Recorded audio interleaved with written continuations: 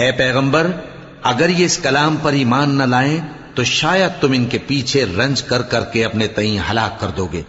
जो चीज जमीन पर है हमने उसको जमीन के लिए जीनत बनाया है ताकि लोगों की आजमाइश करें कि उनमें कौन अच्छे अमल करने वाला है, और जो चीज जमीन पर है हम उसको नाबूद करके बंजर मैदान कर देंगे। क्या तुम ख्याल करते हो कि गार और लौह वाले हमारी निशानियों में से अजीब थे?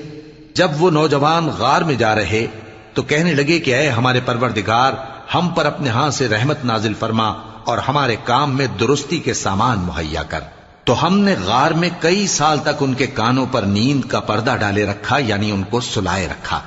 फिर उनको जगा उठाया ताकि मालूम करें कि जितनी मुद्दत वो गार में रहे, दोनों जमातों में से उसकी मिकदार किसको खूब याद है।